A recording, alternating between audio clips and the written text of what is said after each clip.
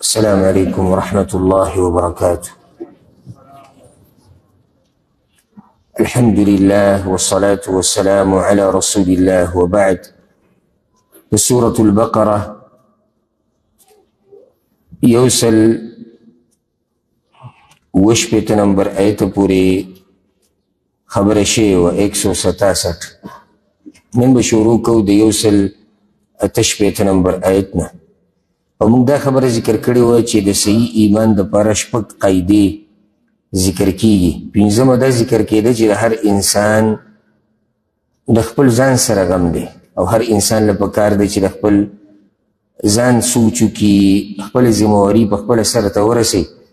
یعنې د قیامت په ورځ به مشران د کشرانو نه د برات اعلان کوي او کشران به د مشرانو نه برات اعلان کوي.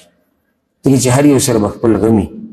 نو ته دنیا کې د بل چا په اعتماد مه پرېوځه، نه د بل په اوږه لاس ږدې چې یاره بس دی و ما په آخرت کې ساتي. نه، آخرت کې ستا عمل په کار راځي. نو هر سړي له پکار دی چې خپل محنت او کوشش کوي د الله په عباداتو کې، د الله په بندګي کولو کې. شپږمه قاعده دا ذکر کېږي چې یو شی حلالول او حرامول د الله کار دی. لکه تیر شوي ایتونو کې د الله په توحید باندې یو څو دلایل ذکر شو چې الله دا کوي، الله دا کوي، دغه کوي. نو چې دومره عظیم رب دی او هغه یک یوازې دی په خپله باچاهۍ کې او د هغه خبره منل لازم دي، نو بیا په دې کې به هم د هغه خبره مني چې څه درته هغه حلال کړي دي هغه به حلال ګڼي، چې څه درته هغه حرام کړي دي هغه به حرام کوي او حرام به یې ګڼي. تر دې چې دا اختیار د رسول صلی الله علیه وسلم سره هم نشتي چې هغه د ځان نه بغیر د وحي نه یو شی حرام کړي یا بغیر د وحي نه یو شی حلال کړي. او کله چې رسول صلی الله علیه وسلم په ځان باندې ګبین یا ماریا چې هغه یې په ځان باندې حرام کړو، نو الله رب العزت ورته وویل یا ایها النبي لم تحرم ما احل الله، ته ولې هغه څه په ځان باندې حراموې چې هغه الله حلال کړي دي. نو دې چې اوس دا خبره بیانېږي چې تاسو به د مشرکانو خوی نه کوئ او د یهودو نصاراو. هغوی کې یو دا مرض و چې د ځان نه به یو شی حلال کو او د ځان نه به حرام کو، حالانکې الله به نه داسې ویلو نه به یې داسې کړي.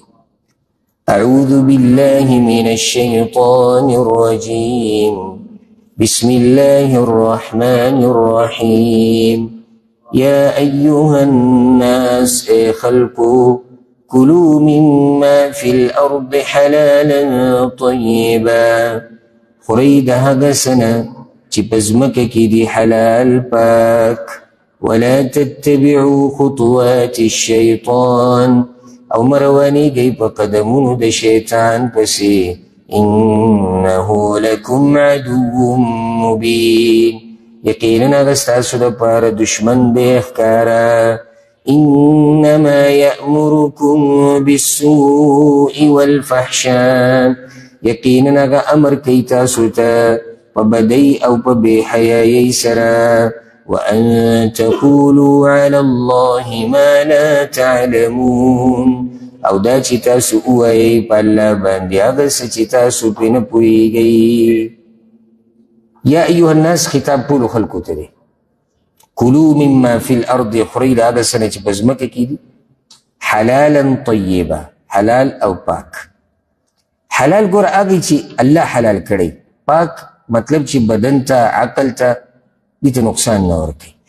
د رب العالمین مهرباني ده په موږ باندې چې هر هغه شی په موږ باندې حرام کړی دی چې هغې کې زموږ بدن ته نقصاني، زموږ عقل ته نقصاني، زموږ مال ته پکې نقصاني، زموږ عزت ته پکې نقصاني. د الله مهرباني ده. یعنې که یو سړی حرام وخوري الله ته به ته څه نقصان ورکړي؟ یو سړی وایي زه نشه کوم، یو سړی وایي زه پلیت شی خورم، ویې خوره، نو ته څه خیال دی چې ته به دې سره الله له نقصان ورکړي؟ دا خو الله رب العزت زموږ سره احسان کړی دی چې دا ضرري شیزونه به موږ حرام کړي دي، پلیت شیزونه به موږ حرام کړي. دا خو د الله احسان دی. اوس که یو سړی نه مني د الله، خو د الله نافرماني شوه، یو دا نقصان، بل بدن له به نقصان ورکړي، عقل له، مال له، عزت له، بچو له، خپلې دنیا له به نقصان ورکړي، بل چا له خو نقصان نشي ورکولی. نو خورئ حلال شیزونه او پاک شیزونه. ښه، د دې نه دا فایده راووته چې هر پلیت شی چې پلیت دی هغه په موږ باندې الله حرام کړی دی. وجه د هغې دا دی چې پلیت شیز کې موږ ته نقصان دی. او بیا دا خبره کوم محسوس او پیری کړی دی چې کله رب العالمین یو شی، یو معامله، یو خبره، یو کار هغه زموږ دپاره ناروا کړی که نه، په هغې کې سوچ وکړه، په هغې کې به زموږ د دنیا او د آخرت نقصان دی. ځکه یې حرام کړی دی، په کولو کې نقصان دی. کیدی نشي چې یو شی د فایدهمن او الله دې حرام کړي، دا نشي کېدی. یعنې ښه سوچ پې وکړئ، یو هفته دوه، او یو فایدهمن شی را پیدا کوي چې موږ ته پکې هېڅ نقصان نه وي، نه په دنیا او په آخرت کې، او الله په موږ باندې حرام کړی، ویې لټوي را پیدا یې کړي. بیا بله دا فایده یاده کوي، کوم شیزونه چې الله حرام کړي دا په دوه قسمه دي. یو هغه چې ذات حرام دی، لکه پلید شی دی، لکه اوس وینه چې وبهولی شي په اوله کې د څاروي ده، د خنزیر غوښه، داسې نور شیزونه د دې ذات حرام دی. او دویم هغه چې حرام کړی شوی دی د یوې خبرې د لاسه، یا خو سره د الله حق تړلی شوی دی، یا د بندګانو حق دی، د حلال په مقابله کې راځي. څنګه؟ لکه اوس ته د یو سړي نه څه خوراک وتښتې، پټې کې ته وخورې، دا حرام دی که حلال دی؟ حرام په دې دی ځکه چې تا پردی حق راغستی دی. نور ذات ته دې شي حرام نه دی، پلیت نه دی، خو دا حرام شوي دې د لاسه دی چې تا د بل چا حق راغستی دی. بیا الله رب العزت وایي چې ولا تتبعوا خطوات الشیطان، او د شیطان په قدمونو پسې مه ځئ. خطوات دا قدمونو ته ویلی کېږي، او قدمونو پسې تګ دا نه دی چې شیطان روان دی او موږ یې خپو ته ګورو، موږ پسې روان یو په قدمونو. مطلب دا چې هغه درته څه وسوسې راچوي، یا تاسو ته څه بده خبره ښایسته کوي، نو تاسو د هغه خبره مه منئ، په دغه وسوسو پسې مه ځئ. دا مطلب دی.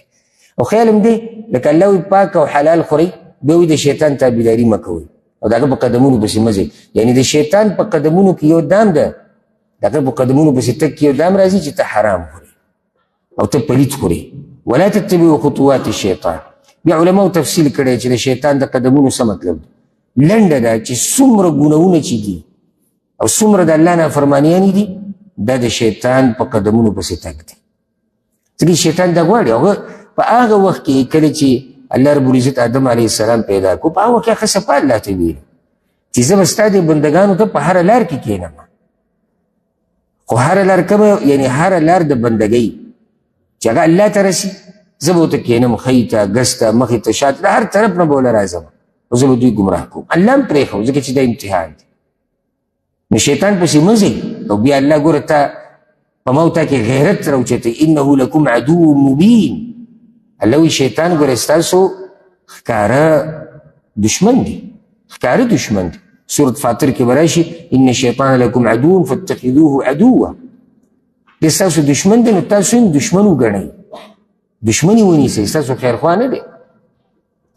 عبدالله بن مسعود رضی الله عنه باره کې راځي، امام عبدالرزاق دا اثر راوړی دی، یو سړی راولګېدو په ځان باندې حلال شی حرام کړو، چېرې دا پلانې شی دا حرام، زه به نه خورم.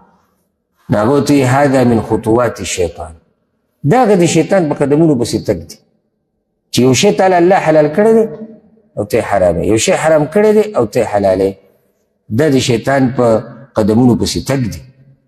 ګوره په هغې بیا دا هم تا ته ویلي دي، ولې دی ستا ښکاره دشمن دی؟ انما یأمرکم بالسوء والفحشاء.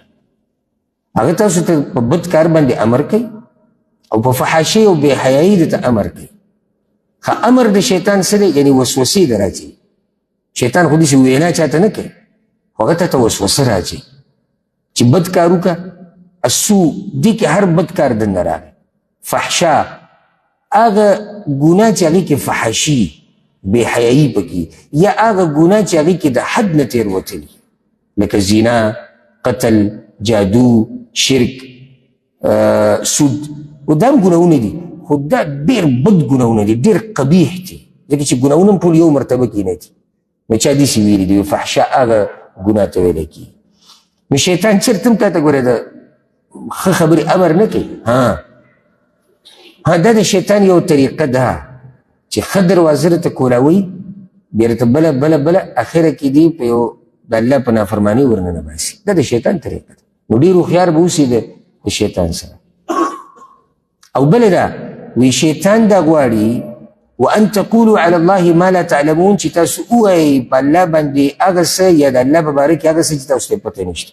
تاسو ته پته نشته معنی دی تاسو سره دلیل نشته. دا څه دي؟ لکه یو سړی وایي چې دا شی الله حرام کړی دی او هغه الله حلال کړی دی، په الله دروغ جوړ نه کړو.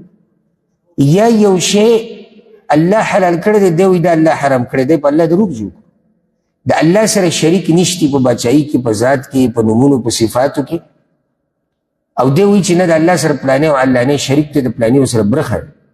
شیطان غواړي چې موږ دا خبرې وکړو ځکه چې دا په الله باندې دروغ جوړول دي. نو دې کې دنه دا خبره هم راغله. اوس یو بله طریقه یا د شیطان په قدمونو پسې تګ، یو بل مثال هغه دا دی چې تا ته څوک دا ووایي چې راځه تابعداري د قرآن او د حدیث وکړه، او ته وایي چې نه زه خو به په هغه څه پسې روان یم چې ما ته پلار نیکه ښوولي دي. دا هم د شیطان په قدمونو پسې تګ دی. ځکه الله رب العزت دلته دا خبره ذکر کوي. عبدالله بن عباس رضی الله عنهما وایي رسول صلی الله علیه وسلم یهودیانو له یو پیر دعوت ورکو اسلام طرف ته، ورغبهم فيه او ترغیب ولا ورکو، وحذرهم عذاب الله او د الله د عذاب نه ویرول. نو دې کې یو دوه یهودیان راپاڅېدو، د یو نوم رافع ابن خارجه او بل مالک ابن عوف. هغه ورته بل نتبع ما الفینا علیه آباءنا، موږ په هغه لار پسې روان یو زموږ د پلار نیکه لار وه. تاسو قصې شروع کړي دي، د پلار نیکه لار څوک پرېږدي؟ دلته چې الله دا خبره ذکر کوي، په دې ذکر کوي چې دا هم د شیطان په قدمونو پسې تګ دی. شیطان دا خبره تا ته ښایسته کوي، ستا پلار نیکه نه پوهېدو یاره، دا شیطان تا ته دا خبر راځي. او ولې ستا د پلار نیکه کافر و، او ولې زموږ دا خلک ټول کافران دي؟ دا د شیطان وسوسې دي.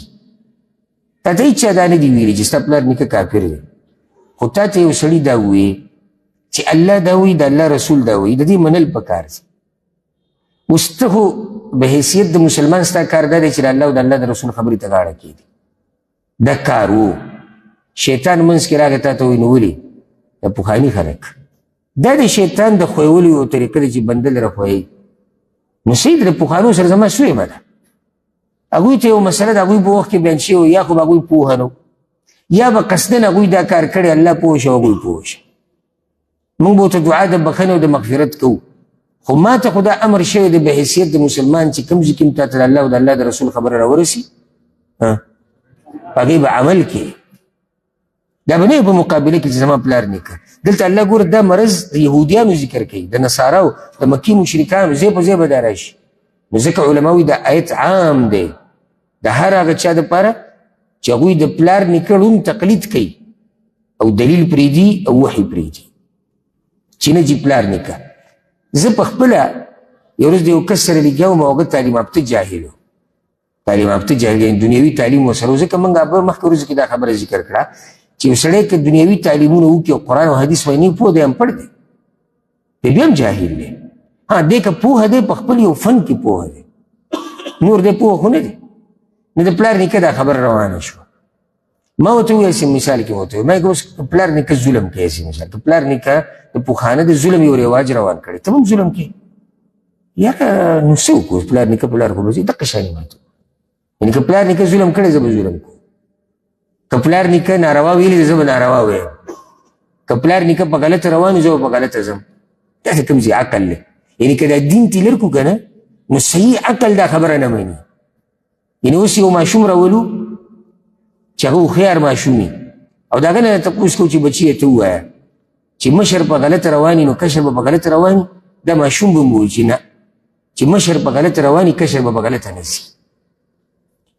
او د 40 50 کالو سړی به ویني دی وایي پلار نیکه پلار نیکه او پلار نیکه. ځکه پلار نیکه د مکې مشرکانو رسول وسلم ته هم یادول. کله چې رسول وسلم دعوت ورکو چې د الله بندګي کوئ، طریقه دا ده، هغوی زموږ پلار نیکه ولې هغه به غلطه و، او هغوی بیا په دې چې بل به یې راګرمو که نه د رسول وسلم په دشمنۍ باندې. نو طریقه یې دا وه، وایي دلته یو کس پیدا شوی دی زموږ پلار نیکه ته جاهلان وایي، زموږ پلار نیکه ته کافران وایي، زموږ پلار نیکه پسې خبرې کوي. به دې سره چې مخامخ سړی به جاهل و به راګرم شو. هوښیار سړی نه، هوښیار دا وایي چې صبر، زه خبره خو واورم که نه. دویمه دا که یو سړی ما ته، زه خپله خبره به وکړم چې څوک پې خفه نه شي، که یو سړی ما ته دا ووایي چې ستا والد صاحب دا کار کو او ته دا کار نه کوې، او ما ته دا پته چې زما والد صاحب نه دا خطا شوي دی، انسان دی، ګناهګار دی، ګناه تم کي خطا تم کي. نو زه په دې کې څه عیب نه محسوسوم چې زه ورته دا وایم چې الله دې هغه وبخي په دې مسلې کې به دې کار کیا خطا دلیل ورته نه ورسېدلی، چا ورته بیان کړي نه یا د هغه خپل ضد و، زه دې رانیولی کوم، خو زه خو په دغه لار نه ځم، ځکه چې د قیامت په ورځ دا خبره ماله فایده نه راکوي چې زه الله ته دا وایم چې دا خو زما پلار کوله یا دا زما نیکه کوله. قیامت په ورځ زه صرف خلاصېږم په دې چې زه تابعداري د الله او د الله د رسول وکړم، او نه په قبر کې ما نه دا تپوس کېږي چې ته د پلار نیکه په لار روان وې او که نه، بلکې ګوره دا خو د شیطان دا خبره ښایسته کړې ده. نو اصل ښایسته خبره هغه څه ده؟ عزت د دنیا او د آخرت پې تا ته میلاویږي. لکه اوس یو سړی د پلار یې ناروا کوله، بچی د هغه ناروا نه کوي، دا عزت دی. او پوهه خلک او عزتمن خلک، زه د هغه خلکو خبر نه کوم چې هغه پخپله کمقلان دي. عزتمن خلک به د دې سړي عزت کوي چې ګوره دومره قدرمن سړی دی او دومره هوښیار او پوهه دی چې د پلار نیکه په غلطه لار روان نه شو. ګورې لکه پلار نیکه نشې تماشې کوي، ته هم نشې تماشې کوي، دلته ټول وایي نه، خو چې پلار نیکه بیا د دین په یو مسله کې هغوی سره دلیل نه و، هغوی په کمزوري خبره پسې روان و، ته پسې هم روان یې. لکه زموږ په دې علاقو کې په نسبت د اوسنو خلکو د پخوانو خلکو اکثر عقیدې په دې باباګانو او په تعویضونو او په پیرانو باندې وي که نه وي؟ ته هم په دې لارې ځي ځکه چې مشران پې تلي. دا څه خبره شو؟ پخوا دا رواج ډېرو ده، اوس هم شتي خو کم شوی دی. په سوره کې چې به یې خور لور ورکوله، دا د پښتنو رواج و، ته به هم کېده ځکه چې پلار نیکه کړی دی. ښه د یو په بدل کې یو سړی راولګېد او بلې مړ کړه، ته راولګېد هغه نه لس مړه کړه. دا مشرانو کړي دي، داسې دشمنیانې پکې پاتې شوي دي او روانې دي اوس. ته به هم دا کار کوې؟ دا ظلم نه دی؟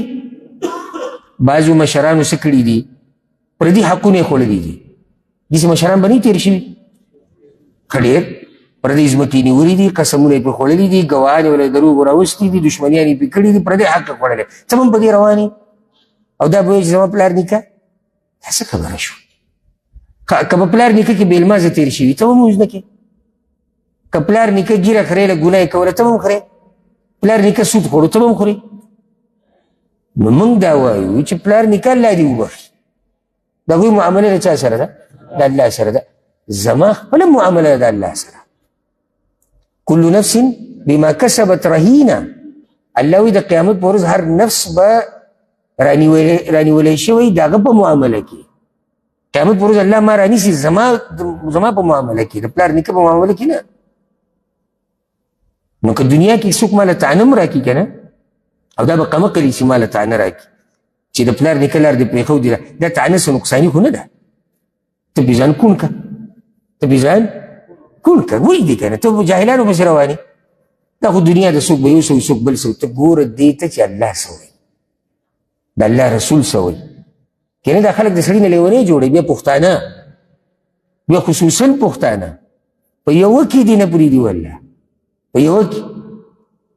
هغه بجلیګر مولوي صاحب یو بیان کلیپ چلیږي، وایي که نیغ ځي یو خلک وایي د نیغاز ویل، که ټیټ ځي وایي د ټیټاز ویل، په یو کې دې نه پرېږدي. ته خلکو ته مه ګوره، او د خلکو راضي کول ګران کار دی، راضي که الله رب العزت. ځکه چې د هغه لار واضحه ده، پای کې دوه خبرې نشته، داسې وکړه داسې مه کوه، بس خبره ختمه شوه. اوس خلکو له راځو، د کلي خلکو له، د علاقې خلکو له، پلانې وایي، پلانې صاحب وایي کوه، پلانې صاحب وایي مه کوه، پلانې صاحب وایي خیر دی لږې کوه، ابل وایي نه خیر دی لږ ډېرې کوه، ابل وایي نه مې کوه، ابل وایي بالکل یې پرېږده، ابل وایي نه کله نا کله پرېږده، کله نا کله مه پرېږده، ابل وایي داسې، ابل وایي دغه، ابل وایي. ته په خلکو پسې روان یې. دا خو به قصه ګرانې شي او د کم به راضي کړي. هر څه پرېږده، په دې کور کې د مور پلار او ښځه او بچي دا راضي کول ګران دي. ته لا د پښتنو غم راغستی چې زه پښتانه راضي کوم. راضي که خپل رب، او دا خلک به د نه هم راضي شي، ځکه چې د دې خلکو زړونه هم د الله په لاس کې دي. نو ځکه خلکو د زړونه به الله تا ته راواړي. نو ځکه اوس الله رب العزت د دغه خلکو خبره کوي، او دا په توجه سره واورئ. وَإِذَا قِيلَ لَهُمْ أَوْ كَلَّ چې ویلی شي دوی ته اتبعوا ما أنزل الله، تابعداري وکړئ د هغه څه چې نازل کړي دي الله څه نازل کړي دي؟ قرآن او حدیث یعنی وحي.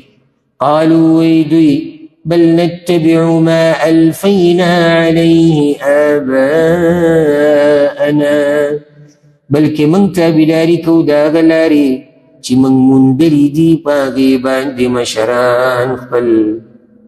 دا د الله خبره، زما خبره نه ده. وی دوی وی چې موږ د مشرانو په لار روان.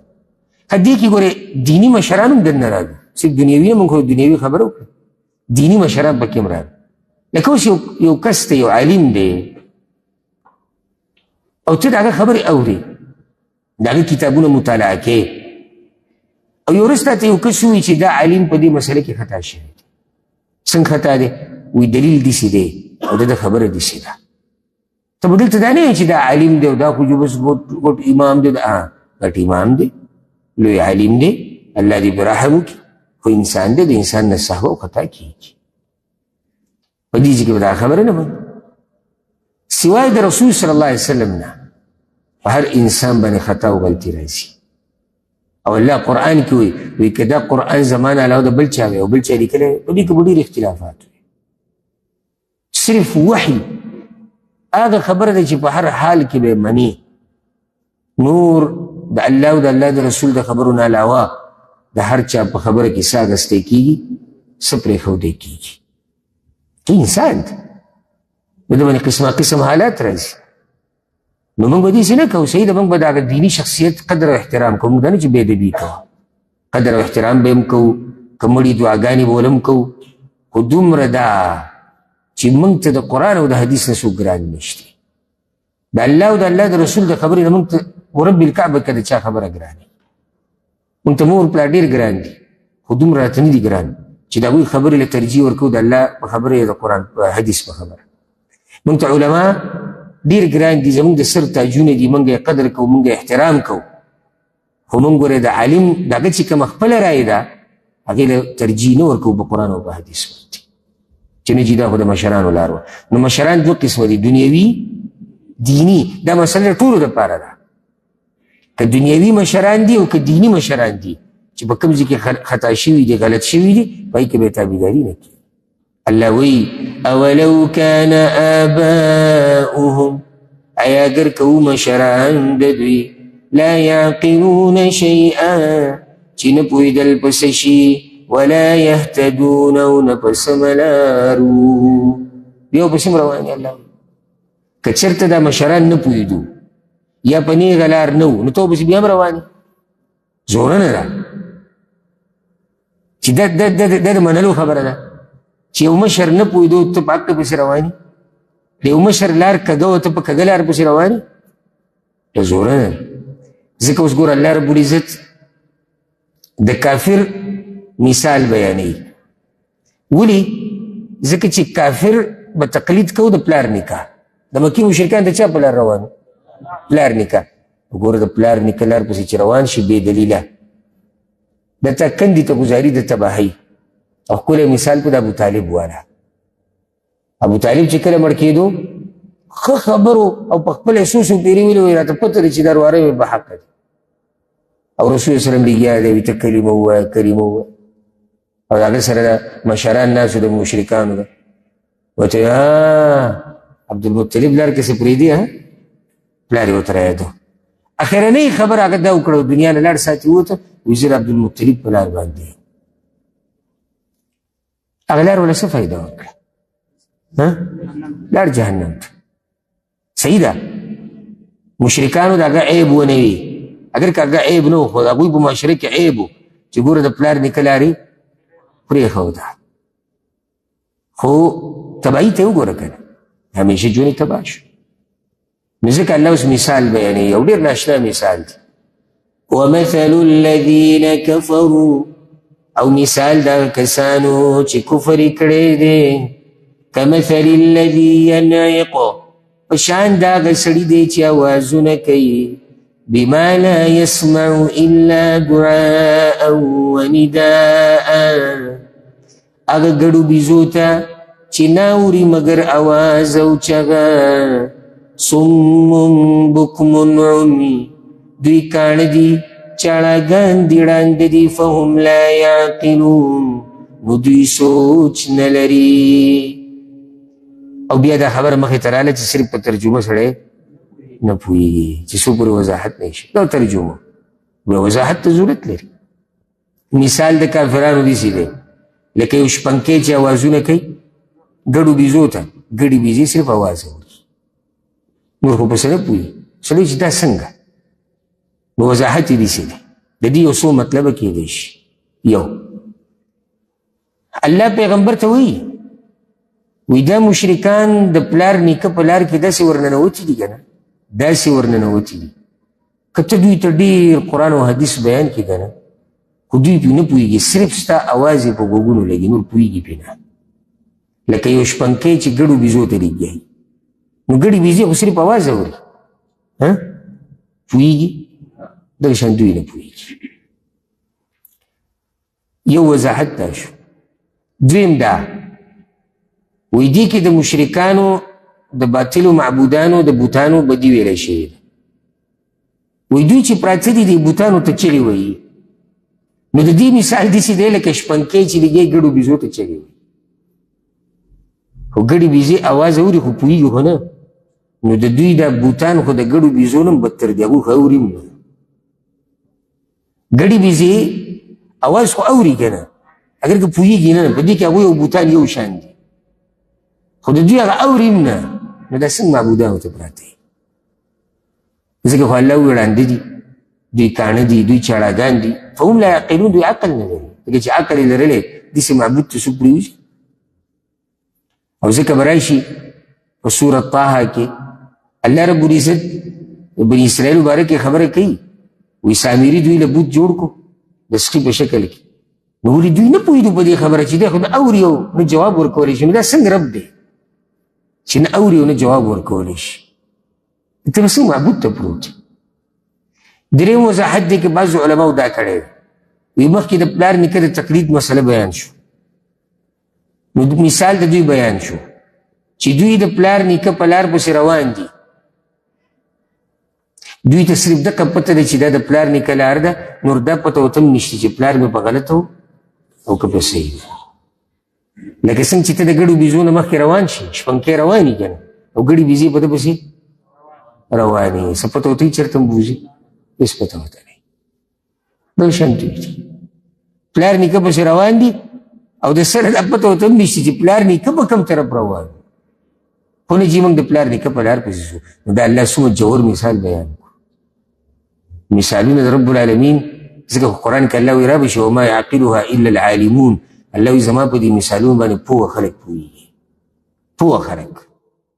قمقلان خو په اعتراض کوي هغه ایتونه تیر شو که نه منافقانو او مشرکانو اعتراض نه وکړی چې دا څنګه الله مثالونه بیانوي او قمقلان دي نه پوهېږي خو هوښیار خلک په دې باندې پوهېږي. الله دې به موږ پوه کړي. مخکې الله عامه خبره کړې وه یا ایها الناس ویلي چې حلال خورئ د حرامو نه ځان لرې ساتئ. اوس رب العالمین مؤمنانو ته خاص غږ کوي مخکې یا ایها الناس اوس یا ایها الذین آمنوا یا ایها الذین آمنوا یا ایمان والو کلوا من طیبات ما رزقناکم خورئ د پاک هغه څه نه چې موږ درکړي دي تاسو ته واشکروا لله شکر کوئ د الله یا شکر وباسئ د الله ان کنتم ایاه تعبدون که چېرته تاسو خاص د هغه بندګي کوئ. یو خو دا خبره مؤمنانو ته وشوه چې پاک خورئ خورئ څه پاک یعنی حلال خورئ چې الله درته حلال کړي الله پاک کړي بس خورئ. دویم دا چې شکر ادا کوئ ودې خوړو که نه نو څه وکړه شکر ادا کړه. نو څه ناشنا خبره وکړه وي که چېرته خالص د الله بندګي کوي چې شکر ادا کوئ. مطلب دا چې څوک خالص د الله بندګي کوي نو هغه هر وخت د الله شکر ادا کوي. او صرف مسله د رزق نه ده بې شماره نعمتونه دي آیت واضحه ده.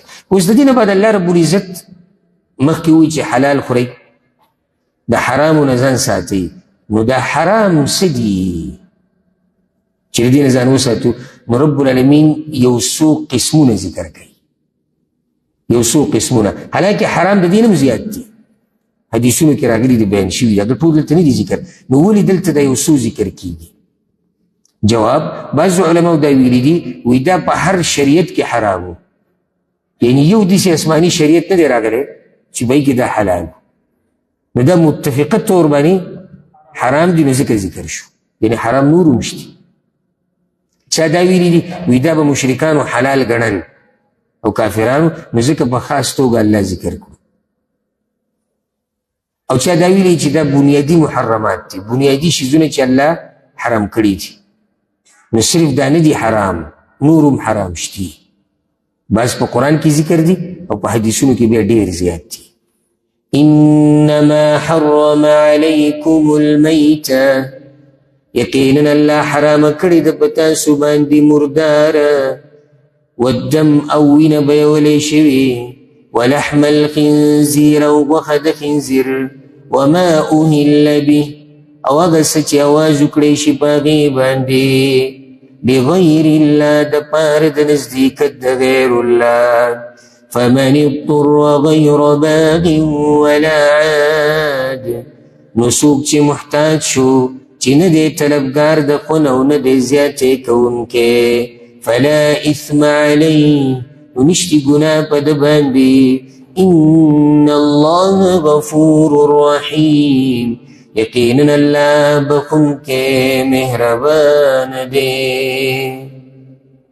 انما حرم علیکم المیته، اولنی حرام څه دی؟ مردار. هر هغه حیوان چې د هغه نه ساه وځي بغیر د حلالۍ نه، دا مردار دی، یا ووجلی شي په غیر شرعي طریقې سره، دا مردار دی. او ورسره دا خبره یاده کوي چې د مردار څاروي یا د مردار زناور هر څه حرام دي، بلکې حدیث کې داسې راځي، حدیث د ابو واقد اللیثي رضی الله عنه، رسول صلی الله علیه وسلم وی د څاروي نه چې څه ځای پرې کړی شي او دی ژوندی، نو دغه ځای مردار دی. ورسېدې الا دا چې سرمن مبارکې وضاحت راغلی چې د سرمن نه فایده اخیستی شي، د هغه څاروو سرمنې چې هغه خوړی کېږي چې کله حلالي، د هغو د سرمنو نه چې کله وچې کړی شي او رنګ کړی شي، هغې نه فایده اخیستی شي، دا ځان له مسله ده. ها، یو مرداره یا دوه قسم مرداره حلالي دي، مهې او ملخ، مهې او ملخ. په دریاب کې تا مهې ولیدو چې هغه ساه چې وتې دی مړ دی، دا ته خوړی شي. دغه شان ملخ حدیث کې راځي او ښه صحیح حدیث دی، امام ابن ماجه راوړی، رسول الله صلی الله علیه وسلم وایي الله دا دوه مردار زموږ دپاره حرام کړي دي. نو اولنی شی چې دلته ذکر کو هغه څه دی؟ هغه مردار دی. دویم ذکر شو والدم او وینا، نو ته به ورسره دا وضاحت کې المسفوح، او دا وضاحت به راشي قرآن په نورو آیتونو. هغه وینې چې اوله کې د څاروي نه وبهیږي، توی شي، کله چې ته چاړه راکاږې که نه، نو د ده نه د وینه روانه شي، دا ډېره نقصاني وینه ده، ډېره نقصاني. سبحان الله، الله چې څه حراموي، موږ سره وخت نشته که نه ما ته د دې نقصانات د دې هر یو ذکر کول، بیا به خبره ډېره اوږده شي. مردار څاروی دا خو د نقصاناتو د بیماریانو جړله ده، ورپسې بیا وینه دا په اوله کې چې وځي د بدن نه، الا هغه وینه چې هغه په غوښه کې پاتې شي، هغه حلاله ده. چې سړی وینه غوښه پخوي، په دې منځ منځ کې چې دا کومه وینه راځي، نو دغه نه ده حرامه، خو دا په اوله کې چې بهیږي دا څه ده؟ دا حرامه. دریم ولحم الخنزیر، او د خنزیر غوښه. غوښه ووي او مراد ترېنه ټول خنزیر دی، خو دا غوښه یې په دې وجه کې چې خوړی کېږي غوښه، د دې دا مطلب نه دی چې چربي حلاله ده او بل شی به حلالي بل به حلالي، ځکه چې غوښه ذکر شوې نه، ټول خنزیر هغه څه دی؟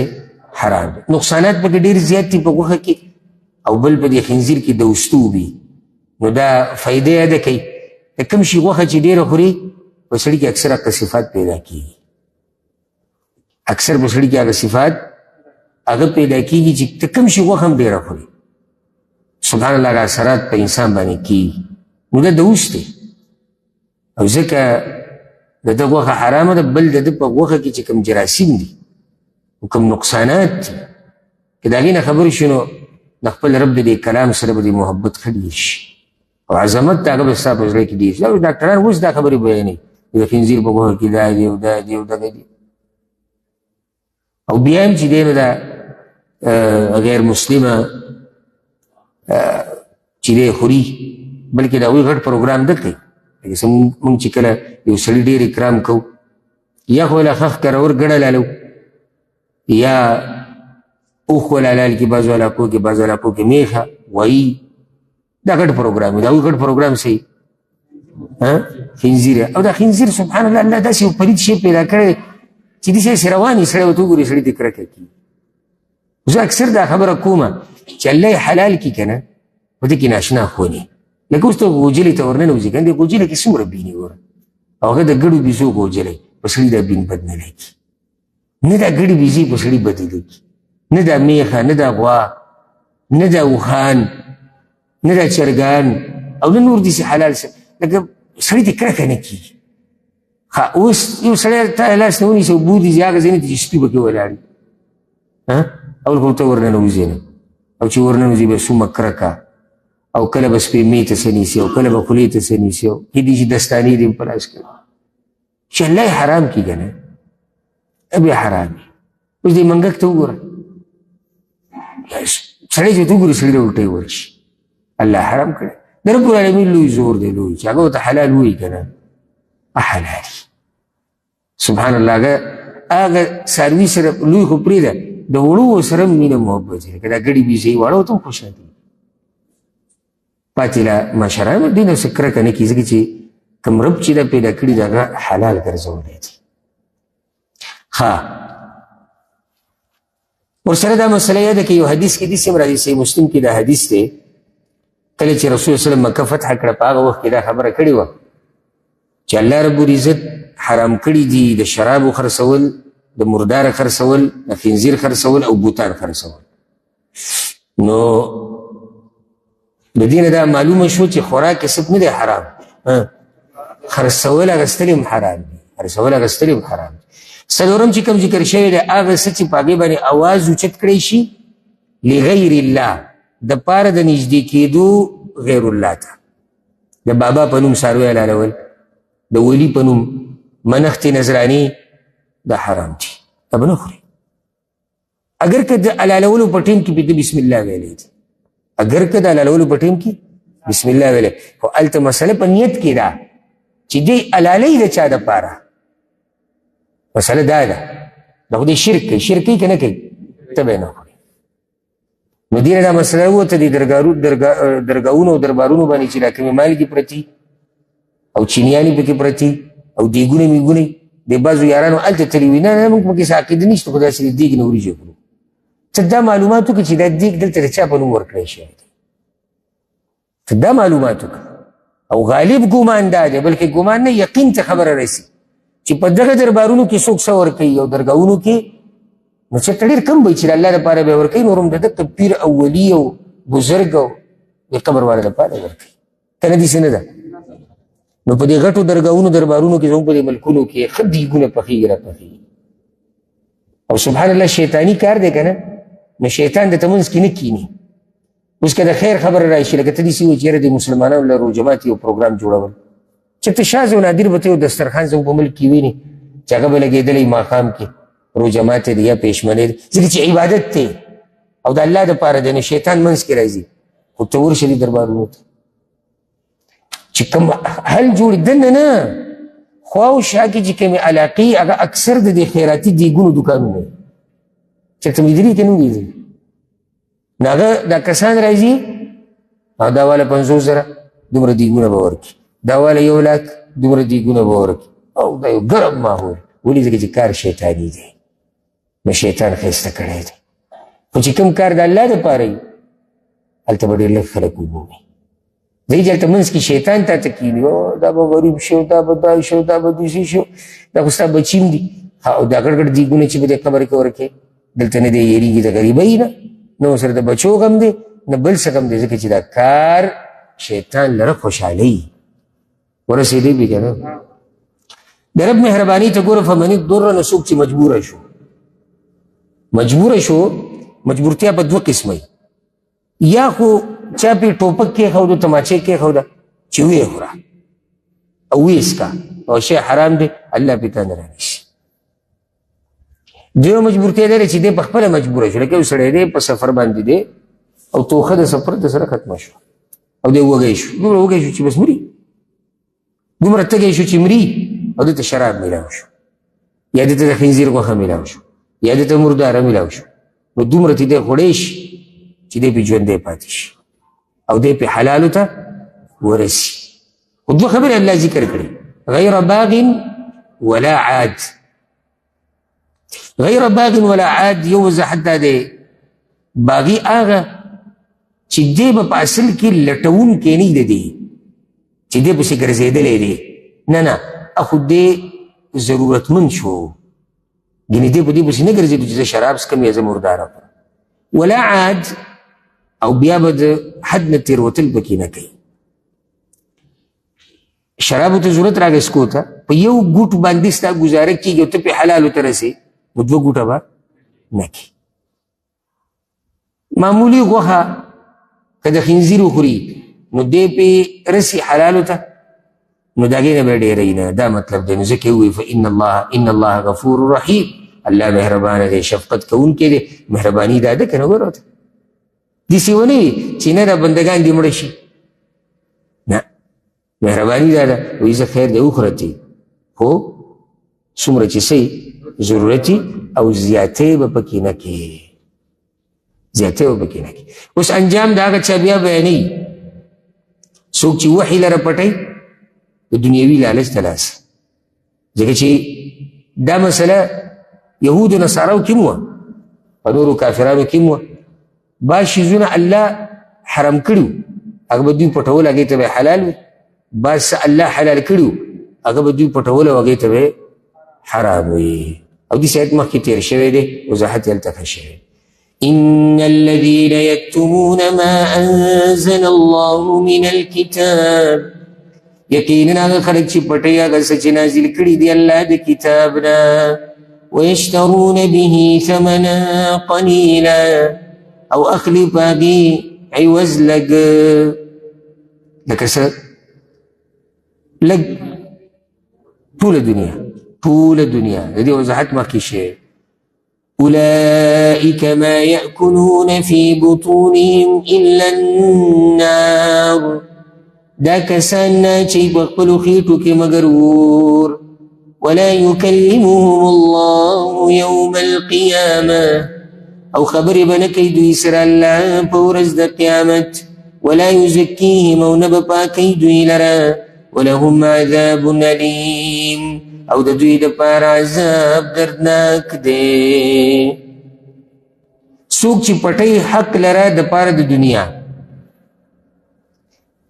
او دا خبره دا عیب الله د یهودو ذکر کړی دی ویأخذون عرض هذا الادنى ويقولون سيغفر لنا وی دوی پیسې والي او د الله په احکاماتو کې رد و بدل وکړي د یهودو نه مولیان او بیا وایي الله به مو وبخي زه بیا یې نه کوم تاخیري پیر شو وإن یأتهم عرض مثله یأخذو الله وایي که بیا داسې یو معامله راشي بیا پکې پیسې والي بیا وایي زه الله به مو وبخي بیا به توبه وباسو دا د هغوی کار نو دوی نه خوري نه چې خېټو ته مګر اور لره نو اور څوک خېټې ته ورچي نه د حرامو د خوراک انجام چې دی هغه اور دی اصل کې خو دوی خېټې ته حرام ورچي خو رب العالمین هغه انجام ذکر کو نو دا داسې شوه لکه ته چې خېټې ته اور ورچي دا صرف د دې حرام مسله نه ده هر حرام چې ته خېټې ته ورچي او ځکه رسول اسلام یو حدیث کې وی کم بدن چې په حرامو پایي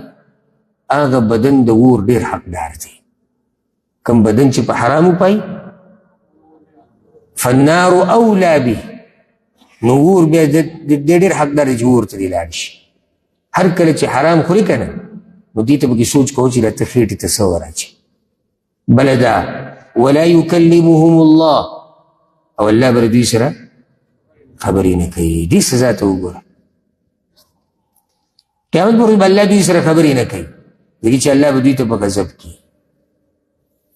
سورة المؤمنون کې دي که الله به جهنمیانو ته اخسئوا فیها ولا تکلمون، زه کولی شئ ما سره خبرې مه کوئ. نو بیا دلته اشکال زړه ته راځي، هغه دا چې بعضو حدیثونو کې خو دا شتي چې الله به خبرې کوي او الله به کافر ته داسې وایي او مجرم ته به داسې وایي. نو دا اوس د دې څه مطلب شو؟ مطلب دا شو چې الله به ورسره د رحمت او د شفقت خبرې نه کوي. ګوره د مخلوق مثال در درکړم او د الله اوچت مثال دی. کله ته د چا نه خفه یې ځکه چې کار یې غلط کړی دی، نو ستا مخې ته راشي نو ته اخوا اخواشه کار تا دا کړی دی، نو دا خو څه خبرې کول نه شو د هغه سره، دا څه خبرې کول دي؟ دا خو څه خبرې کول نه شو. نو د الله خبرې د مجرمانو سره هغه داسې دي، داسې دي په څه کې؟ یعنې شفقت او مهرباني والا نه دي، نور داسې نه دي څنګه چې د مخلوق خبرې. بس ما مثال بیان، نو دا مطلب شو. بل دا چې ولا یزکیهم، نه به پاکوي دوی لره د څه نه؟ د ګناهونو نه، ځکه چې د ګناهونو نه پاک شي بیا خو د عذاب نه بچ کېږي. او حدیث کې دا راځي، صحیح مسلم کې حدیث دی ثلاثة لا یکلمهم الله ولا ينظر الیهم ولا یزکیهم. درې قسمه خلک دي الله به سره قیامت پر ورځ خبرې نه کوي، نه به ورته ګوري. نو ګوري خو ګوره الله ګوري، څه مطلب دی نه به ګوري؟ د شفقت په نظر به ورته نه ګوري، نه به یې د ګناهونو نه پاکوي او د هغوی لپاره دردناک عذاب دی. دا یوازې دوی نه دي څوک چې حرام خوري او حق پټوي، دا ډېر قسم خلک دي. خو دا پلس یو مثال در کو، شیخ زان، بوډا زیناکار، الله یې به هم پردې راواچي. بوډا زیناکار نو ځوان که زنا وکړي هم ګناه ده، بیا هم سړی وایي زه ځوانۍ جذبه وه، خو سپین ږیری هغه زنا کوي، یا سپین سري بوډۍ زنا کوي والعیاذ بالله. او دروغجن باچا، دروغ خو هم حرام دي، خو د عام سړی که دروغ وایي سړی بیا هم څه فایدې به یې وه، څه ضرورت ورته راغی. نو باچا ولې دروغ وایي؟ دریم عائل مستكبر او غریب متکبر. غریب متکبر اوس یو سړی مالدار تکبر کوي، سړی د مال نشه کې اچولی دی ځکه لګیا، نو دا غریب او فقیر به څه کې لګیا دی؟ معنی د دې تکبر د هغه نه خطرناک دی، د مالدار د هغې نه. ولې خطرناک دی؟ څه شتي نه هغه وایي چې ته به ورته حیران شي. منګه خلک وایي که نه د سره کلاوی چې ویله څه به کوو، نو دا د الله ډېر بدي شي. متکبر خو د الله بدي شي، هر متکبر چې دا نه چې مالدارو ته اجازت دی، خو چې دا غریب دی دی ډېر بدتر دی، غریب دی او غټې غټې وایي. نو دا بس یو مثال ذکر شو. ولهم عذاب علیم، او د دوی دپاره عذاب څه دی؟ دردناک دی. وجع اولئک الذین اشتروا الضلالة بالهدى، دا کسان دي چې اغستې د ګمراهي په مقابله د هدایت کې، والعذاب بالمغفره، او عذاب په مقابله د بخنه کې.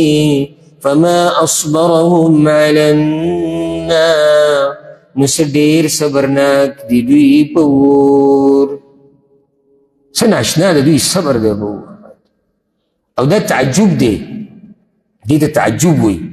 داسې سوال نه دی چې ما تاسو ته مخکې ویل چې د استفهام د ډېر څه دپاره وي، کله سوال په طور د تعجب وي، او دا تعجب دلته د استخفاف دپاره دی، دوی د سپکوالي دپاره دی.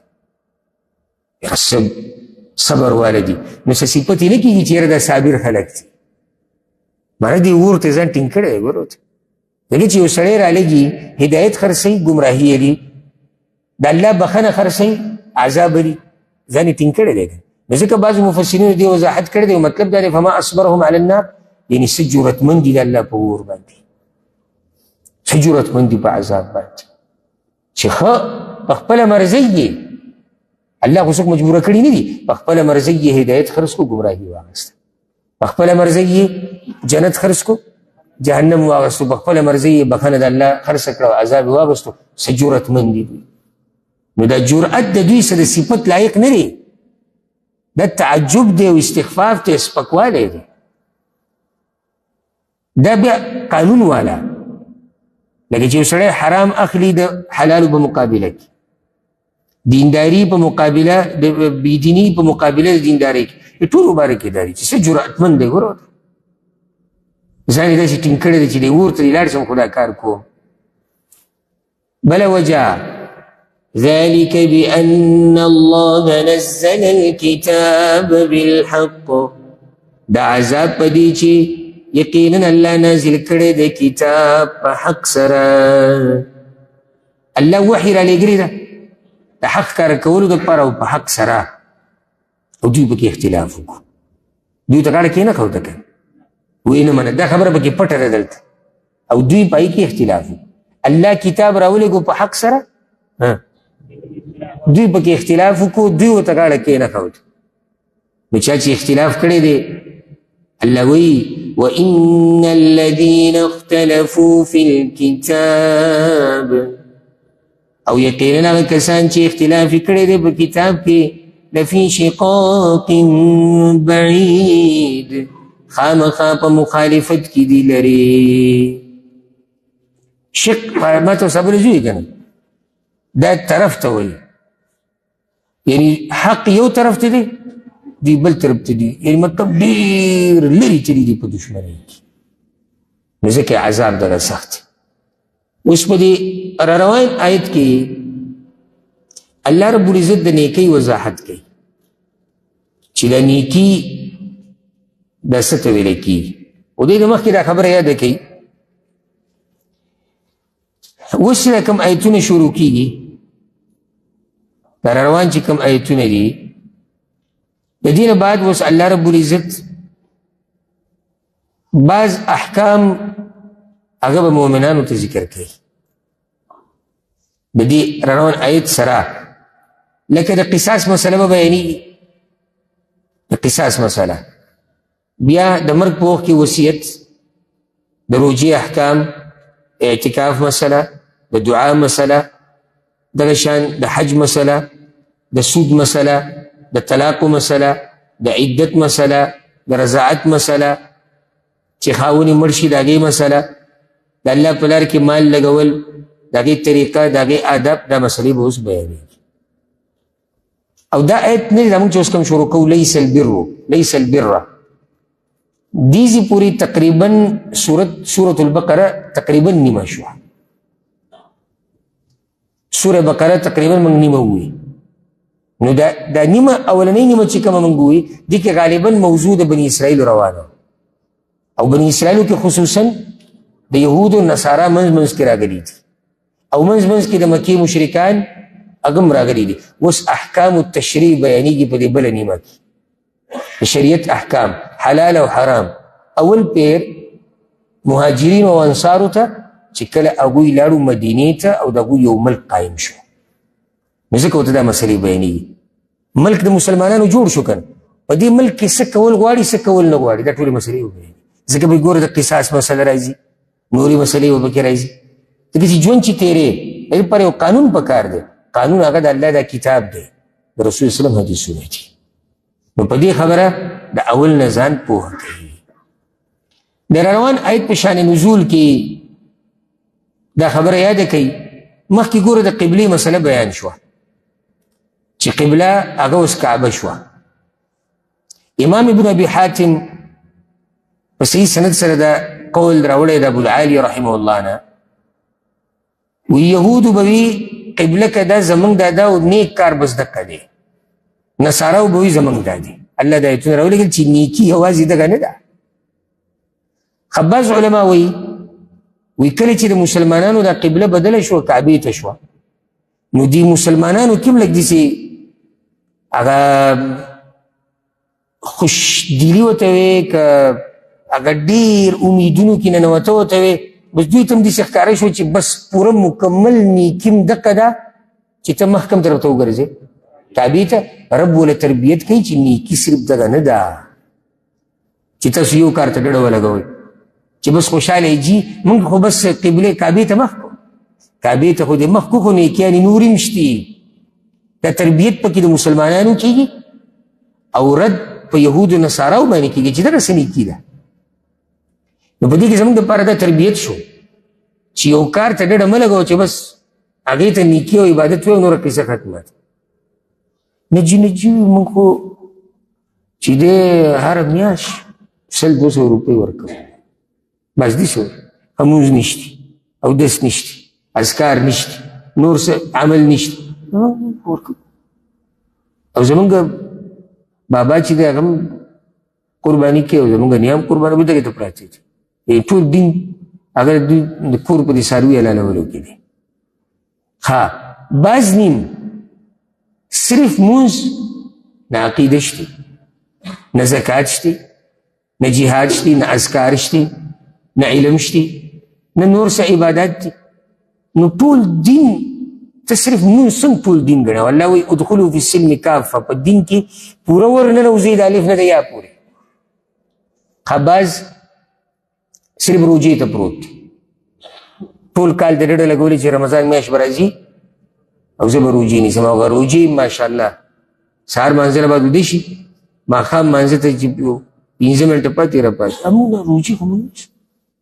او تعجب به ډېر په دیو کې ما بعض لیدلي دي هغه پوره کال دا فرض مونځ نه کوي او چې ته کله وکړي چې ټک خطا ونده، خو تراویح ډېرې په پابندۍ سره کوي. تراویح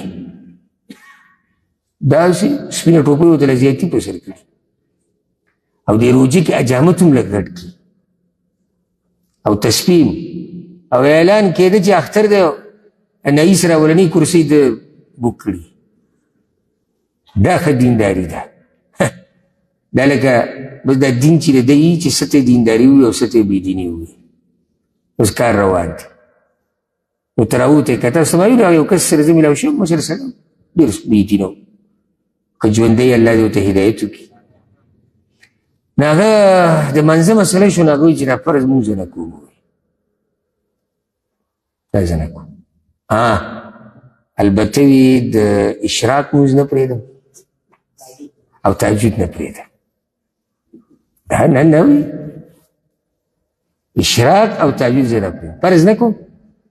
لکه مطلب دی چې کافر هم نه یم اشراق او دغه پکې کوم. لکه هغه یو پنجابي نه هغه انټرویو کې تپوس کېږي وایي ته روجې نیسې که نه؟ هغه وایي یاره ډېر شوق هم دی خو زموږ دا کار داسې دی چې دی کې نه نیوی کېږي.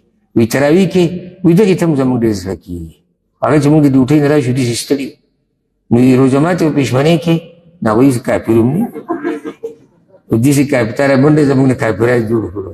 ښه باقاعده پېشمنۍ کوو، روژه ماتې کوو، روژه نه نیسو، روژه ماتې کوو. نو ته ماتې ستا نیولې نه ده او پېشمنۍ ته څه نه کوې، ته روژه بندې ده.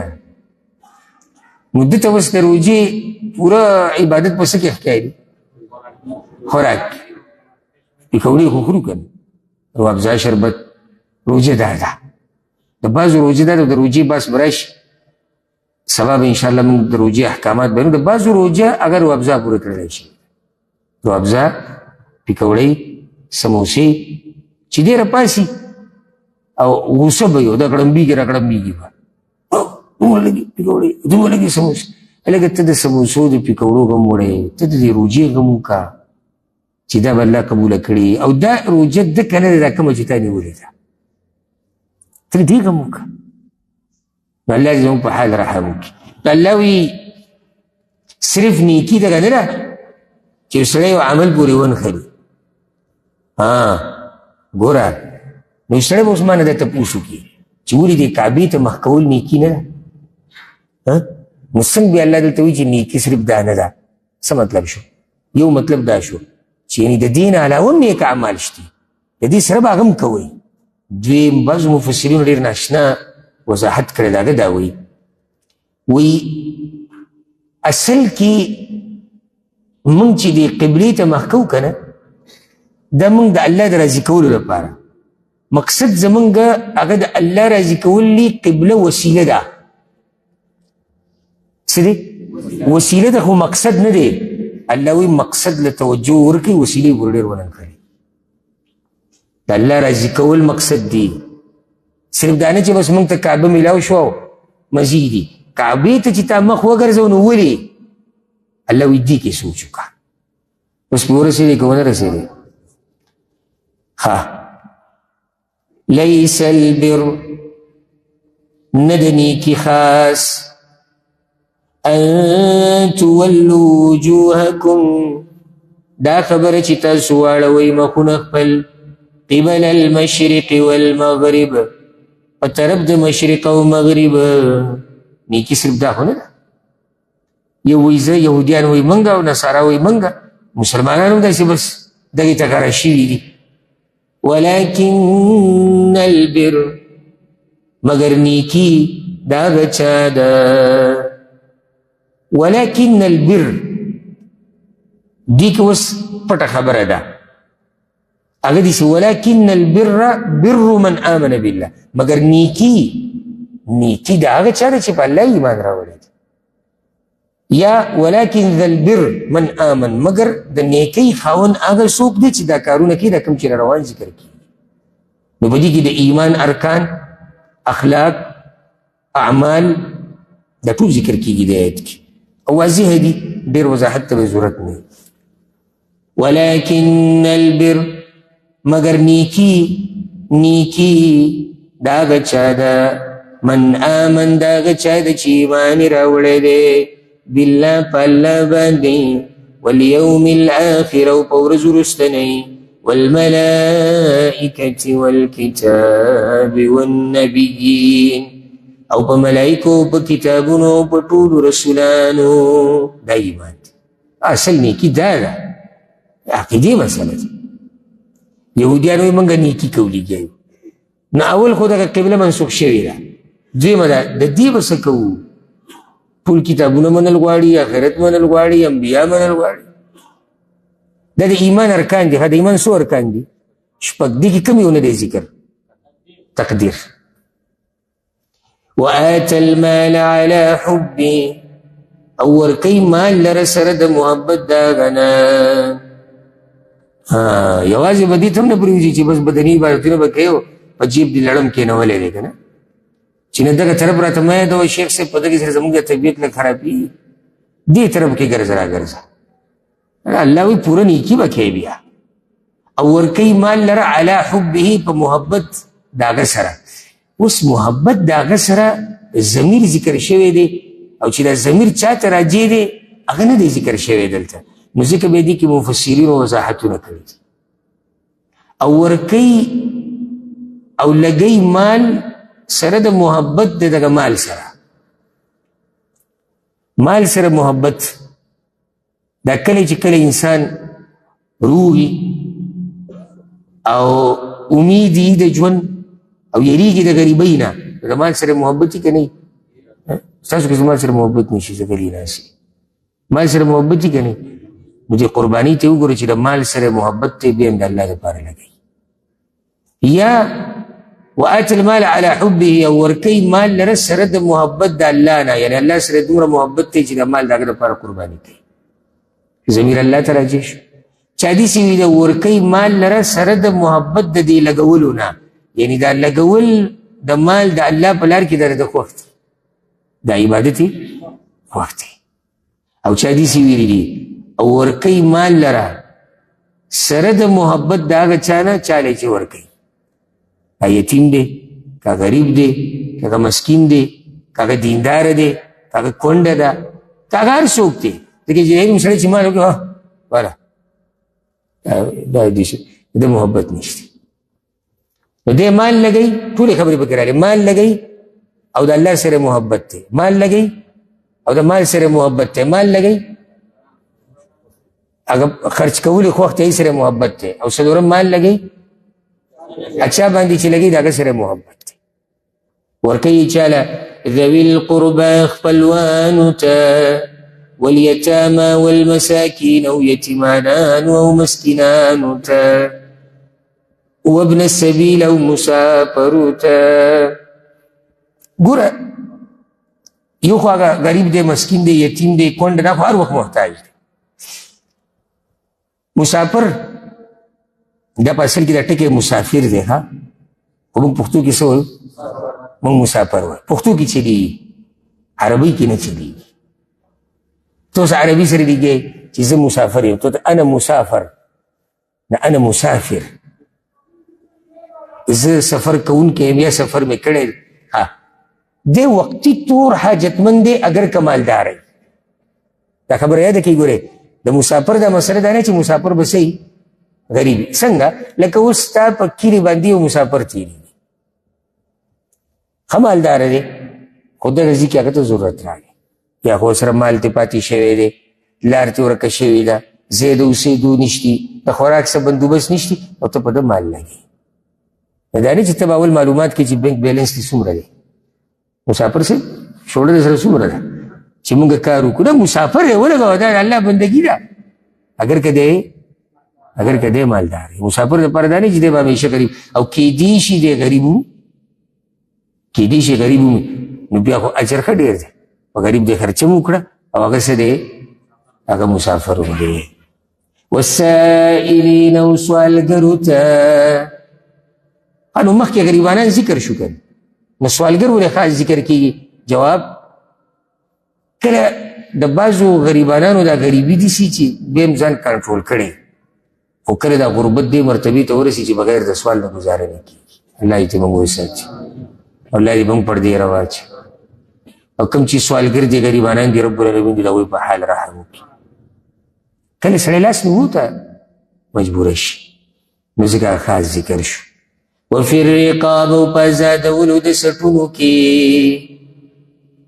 ګوره ترجمه داسې ده که لفظي کې وفي الرقاب او په سټونو کې، په سټونو کې مال لګي نه، په سټونو د ازادولو کې. سټ ازادول ګوره څنګه وي؟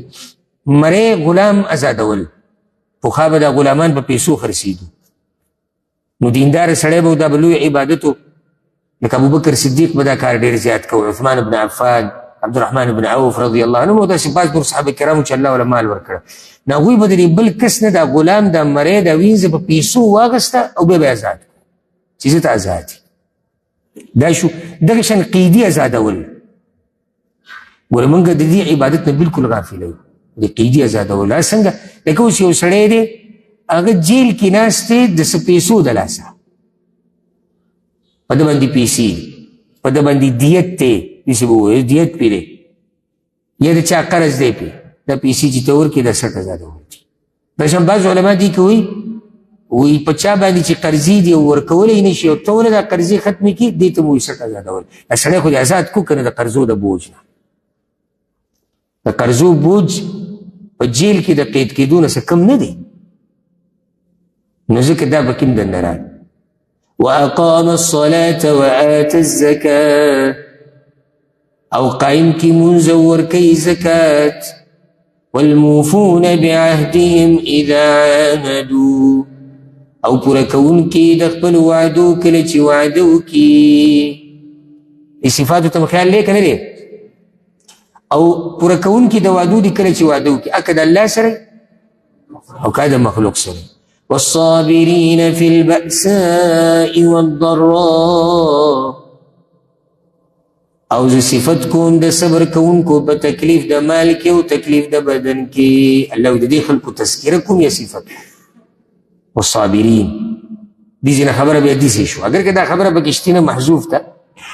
والصابرین او صبر کوونکي دې سره مخکې کومه خبره چې پټه د هغه دا ده او الله وایي زه شان بیانوم د صبر کوونکو یا زه صفت کوم د صبر کوونکو. فی البأساء والضراء په تکلیف د مال کې او تکلیف د بدن کې.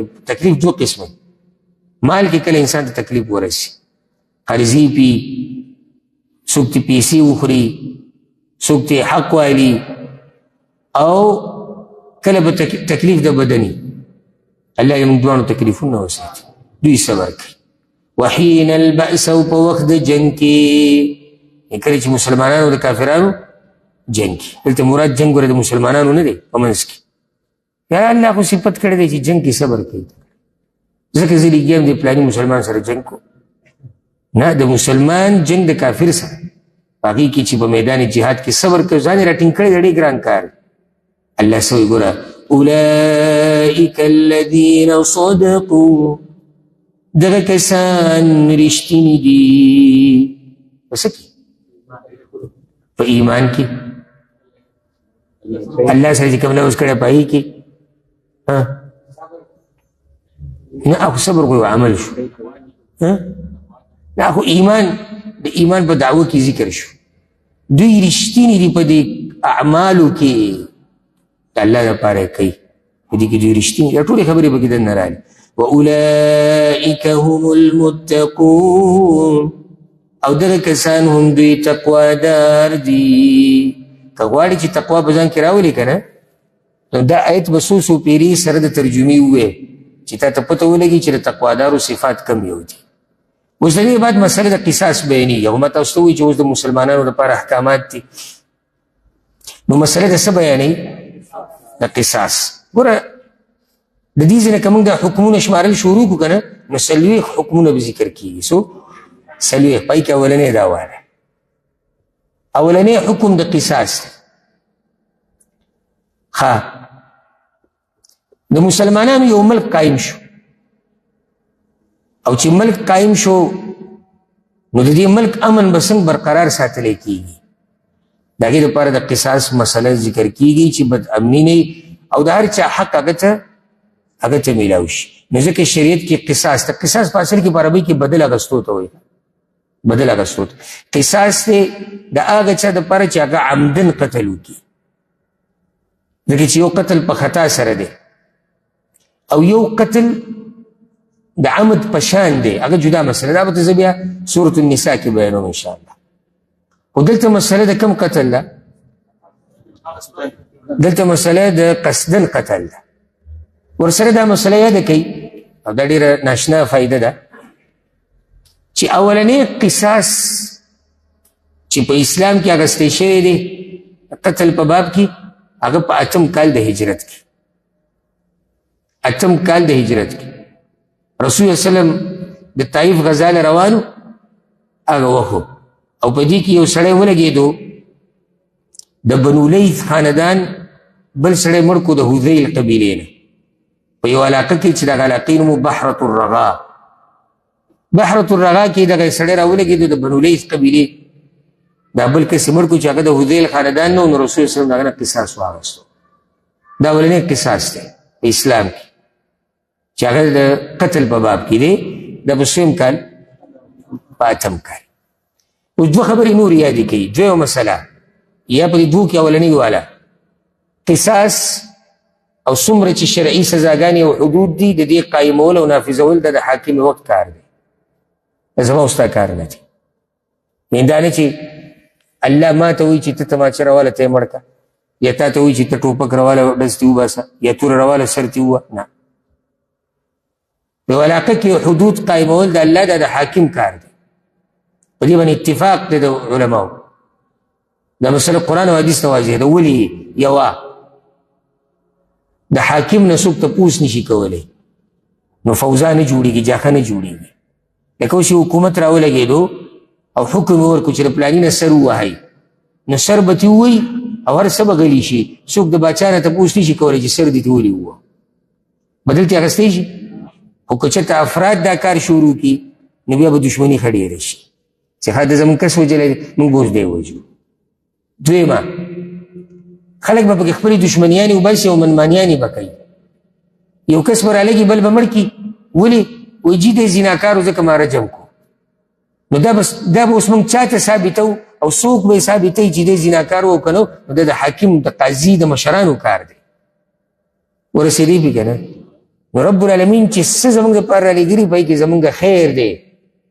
اوس یو سړی دا ووایي چې یاره موږ چې کوم علاقه او ملک یو هلته حدود نه نافظېږي، نو دا خو الله تا ته اسانه کړې ده.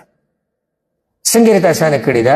رب العالمین هر انسان باندې دومره بوج ایښودی دی څومره چې د هغه وس دی. زما او ستا په اوږو دا بوج نه دی ایښودی. دا به الله تپوس کوي د هغه مشرانو نه، څوک چې دا حدود نه قایموي، تا نه کوي. دا د منلو خبره نه ده. لکه اوس مثال کې زما طاقت نشتی، زه د علاقې باچا نه یم، زه قاضي نه یم، زه مشر نه یم، الله به ما رانیسي چې تا ولې پلاني له سزا نه ورکوله، او هغه زما په لاس کې نه و، په دې خو ما الله نه رانیسي. نو په دې د بعض کسانو لکه خپل عبادت یې پرېښودي دي، کوم عبادت چې په ده لازم دي د هغې ورسره کم نشته، خو چې په دا لکه دا مشران چې حدود نه قایموي او دا، او ته مونځ اودس کې زمون خو جو الله غفور رحیم دی هغه زمونږ مسله خو ځان لره خو لکه حدود کم کار چې ستا دی ته د هغې سوچ وکړه او دغه کار چې د چا دی الله به د هغوی نه تپوس کوي که نه د پښتنو غړي کېناستل خو څه مشکل دي ځکه چې مونږ چې د بل کار په خپله ذمه نه یې اخیستی که نو به مونږ وخت نه تېرېږي د هر چا خپل کار دی د هغه د مقام مطابق د هغه د زور مطابق الله د هغه نه بیا تپوس کوي نو دا مسله یې ده کوي شان نزول د دې آیت په شان نزول ډېر بیانېږي اسباب د نزول یو دا بیانېږي چې د عربو دوه قبیلې وي د هغوی د یو بل سره د جاهلیت د ورځو نه دښمنیانې وي ډېره لویه دښمني د دې عربو وګوره ډېرې لویې دښمنیانې وي ګورئ ډېرې غټې او په سوونو کلونه چلېدلي دي داسې دښمنیانې دوی کړي دي دا یو قبیله په دې بل باندې زوروره وه مال یې ډېر و دبدبه یې ډېره نو دوی بیا داسې چل وکړو د زورورې قبیلې دا وویې وی که چېرته ستاسو څوک راولګېدو او زمونږ غلام یې مړ کړو مری یې مړ کړو مری او آزاد کې خو فرق دی که نه د غلام خو دومره قیمت نه دی څومره چې آزاد نو وی موږ به په تاسو کې آزاد وژنو موږ به د غلام په بدل کې څوک وژنو آزاد به وژنو او که ستاسو څوک راولګېدو او زمونږ زنانه یې مړه کړه نو موږ به نارینه وژنو ولې کړي زورور بیا رسول الله صلی الله علیه وسلم فیصله راوړه الله ایتونه راوړي یو دا یو بل چې د یهودو یو خاندان بنو نضیر بل بنو قریظه و د دوی هم د یو بل سره ډېر جنګونه راتلو نو چې کله به بنو نضیر والا راولګېدو بنو قریظه کې به یې څوک مړ کړو نو دی به نه وژلی کېدو بل دیت به یې ورکوو بس ولې ځکه چې بنو نضیر والا څه دا زورور او که چېرته بنو قریظه کې به څوک راولګېدو د بنو نضیر والا به یې مړ کړو نو لازم به یې وجني نو بیا به یې تورات کولاو کړو وایي چې نفس په نفس دی مخکې تورات نشتی ګوره او د یهودو عیبونه بیانېږي که نه خپلې مرضي احکامات به بدلول را بدلول نو چې کله به د زورور په حق کې فیصله راله بیا به یې څه راواغستو تورات ان النفس بالنفس نفس په نفس سړی به وجو او چې کله به د کمزوري مسله راله نو بیا به ویزه خیر دی معافي به کوي دیت به درکړي حالانکې د موسی علیه السلام په شریعت کې ګوره دیت نه و لیکن لازم بدل اغستو رب العالمین په دې امت مهرباني کړې ده چې دې کې قصاص اغستم شتي دې کې دیت هم شتي او هسې معاف کولی شي بیا معاف کول داسې دي چې څه حصه د دیت ورته معاف کړي یا ټول دیت ورته معاف کړي دا اسانتیا الله صرف په دې امت باندې کړې ده نو الله رب العزت دا کوم آیتونه چې اوس بیانېږي دی راولېږل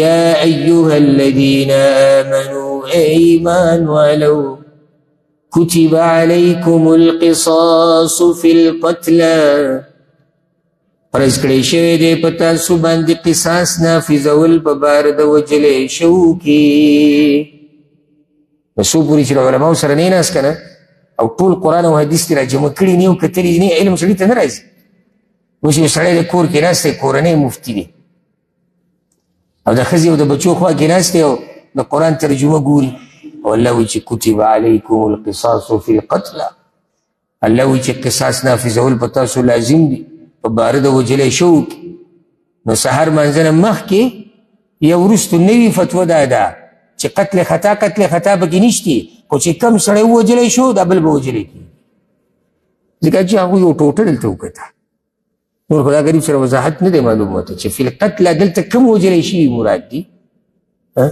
چې کم قصدن وجلی شوي دي د هغوی خبره ده کتیبه فرض کړی شوي ده دا خبره په تاسو باندې لازم کړی شوي ده الله وایي الحر بالحر آزاد په وجلی کېږي په مقابله د آزاد کې والعبد بالعبد او غلام په مقابله د غلام کې والانثى بالانثى او زنانه په مقابله د زنانه کې به سوال زړه ته راځي چې یعنې که چېرته اوس دا ازاد راولګي او غلام مړ کي یا زنانه راولګي او نارینه مړ کي یا نارینه راولګي زنانه مړ کي نو بیا خو به بس قصاص نه اخیستی کېږي ځکه دلته الله وایي چې ازاد په بدله د ازاد کې غلام په بدله د غلام کې او زنانه په بدله د زنانه کې نه دا مطلب دی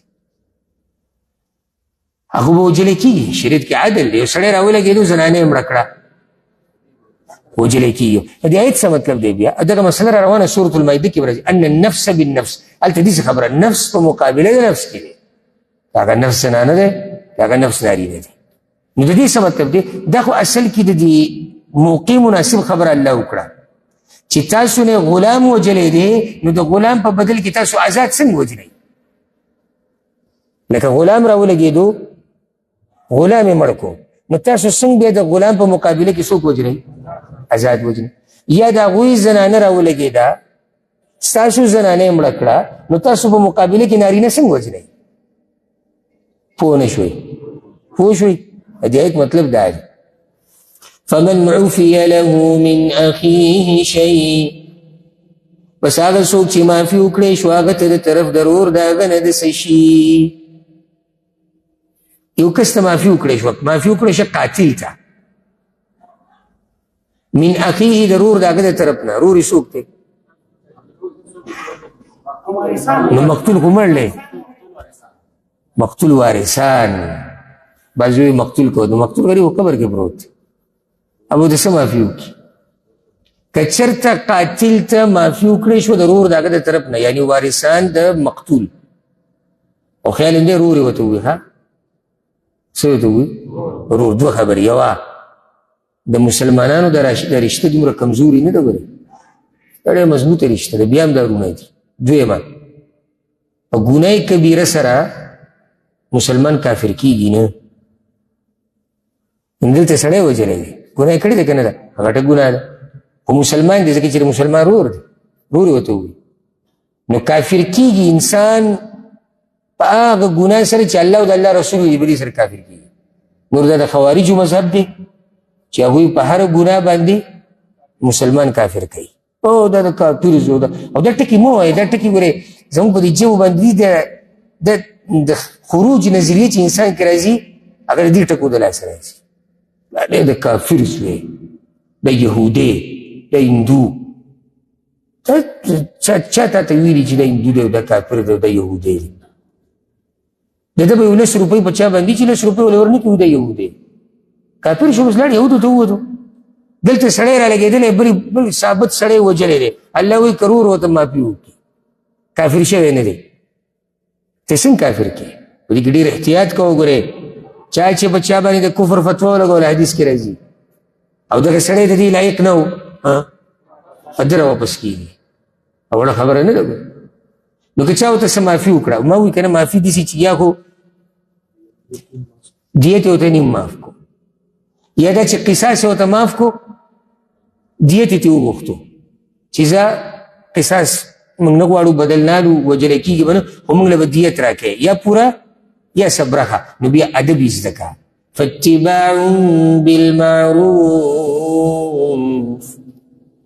بس لازم دی په وارث باندې ورپسې کېدل په قاتل پسې په ښه طریقې سره الله اکبر شریعت دی د سړیتوب نه ډک آدابو نه ډک اگر راولګېدو اولیاء د قاتل راولګېدو اولیاء د مقتول عفون راولګېدو قاتل یې څه کو معاف کو خدای ورته ووایي چې موږ له به څه راکوئ دیت به راکوئ نو بیا الله وایي چې ورپسې کېږي پسې په چا پسې ورپسې کېږي په قاتل پسې او د هغه چې کوم خپلوان دي کوم چې د دیت ورکوي د لپاره هغو پسې به په ښه طریقې سره ورپسې شي په ښه طریقې سره دا نه چې ته به سم ونښلې پورې بس صحیح ده خبره وشوه چې دیت به موږ له راکوئ نو دیت خو ترې غواړئ هم په ښه طریقې سره بل نیټه پکې کېدی په دې طریقې سره هسې یو سوال په دې حساب زړه ته به راغلی که نه وي ولې الله دا ادب بیانوي دلته الله اعلم یو وجې دا کېدی شي لکه اوس یو سړی راولګېدو د بل کس ورور یې مړ کړو هغه بیا ده ته ووایي چې زه موږ ته معاف کړې خو دیت به راکې نو اکثر دی بد اخلاقي کوي ځکه چې هلته رورې وجلی شوی دیت به راکړي بیا هسې موږ معاف کړی الله چې دې معاف کو او دیت تیاري نو په سړیتوب کې بیا صحیح ده هغه سړی قاتل دی خو ستا د رویه هم صحیح نه ده څومره ښایسته دین دی نه دا نه چې سهار ورته هم ورټکې ماښام هم او یا د جوماتونو مخه دې ورته نیولي چې کوم ځای کې سړی راګیری او که په غم او په ښادۍ کې نه دا د بس د قرضو دا مسله الله دې داسې کسانو ته مه محتاج کوو چې قرضې ترې والی او بس صرف جومات کې اعلان پاتې نه چې الله وبخه دغه پلاني له مې قرضه ورکړې ده تاسو خبر اوسئ ټول ګواهان شئ خدي بل ته الله ادب ښیي ګوره واداء الیه باحسان او لازم دی په قاتل باندې ادا کول وارث د په ښایسته طریقې سره دی به مغوی نه تنګوي بیا به یې درکم او بیا به یې درکم او پټېږي را پټېږي نه نه الله وایي چې کومه خبره وشو به وکړه ذلك تخفیف من ربکم ورحمه دا حکم د معافۍ اسانتیا د طرف د رب ستاسو نه او مهرباني ده اوس که زموږ دپاره هم صرف د قصاص دا حکم وی او معاف کېده پکې نه وي نو څومره به ګرانه وی الله وایي ما راته مسله اسانه کړه فمن اعتدى بعد ذلك بچا چې زیاتې وکړو وروستو د دې نه وروستو د څه نه وروستو د معافۍ نه بیا لګیا دی قتلونه کوي او سړی ترې جوړ نه شو فله عذاب الیم نو ده لره عذاب دردناک دی اوس حکمت ولکم فی القصاص حیات او ستاسو دپاره په قصاص جاري کولو کې ناشنا ژوند دی یا اولی الالباب ای صفا عقل والو لعلکم تتقون دې لپاره چې تاسو کې تقوا راشي که څوک تپوس وکړي چې یاره دا قصاص دا ولې حکمت الله وایي په دې کې ستاسو دپاره څه دی ژوند دی حیاتون دا تنوین یې دې دپاره راوړو چې ناشنا ژوند دی ډېر لوی ژوند دی هغه ژوند څنګه دی دا یو خو مړ شو خو د دې یو د مرګ د لاسه ټوله معاشره ژوندی شوه وګوره که نه په کومو ملکونو کې چې شرعي سزاګانې نه ورکړی کېږي هلته امن شته سهار ماښام خلک وجلی کېږي څوک نه هېرېږي د دې پته چې بدل اخیستو والا څوک نشته زنا کېږي زیاتیانې کېږي غلاګانې کېږي ډاکې کېږي خو چې کوم ملک کې قانون د قصاصي هلته چې هسې سړي باندې ګزار کوي که نه هسې نو اول دی یو شل پیرې سوچ وکړي چې د دې انجام به سره وځي نو الله وایي په دې کې ستاسو څه دی ژوند دی خدای وایي یا اولی الالباب الباب جمع د لب ده دا عقل ته وایي صفا عقل عقل والا معنی چې کمقلان په دې خبرو نه پوهېږي کمقل خدا وایي ها غریبي مړ کوي کمقل دکه الله وایي دا روغ سړی راواچو مړ دا کمقل دی هوښیار سړي ته پته دی چې د په وجلو کې وروسته د ټولو خلکو ژوند دی بیا به څوک دا کار نه کوي لعلکم تتقون دې دپاره چې تاسو تقوادار شئ یا بچ شئ بچ شئ د څه نه د دې قتلونو نه د دې ګناهونو نه او دا به تاسو هله بچ کېږئ چې کله تاسو قصاص جاري کوي او دا نافظ کوي انشاءالله روان درس کې به سبا د 180 نمبر آیت نه شروع کړو رب العالمین دې موږ په قرآن باندې پوه کړي هذا والله اعلم وصلی الله وسلم علی نبینا محمد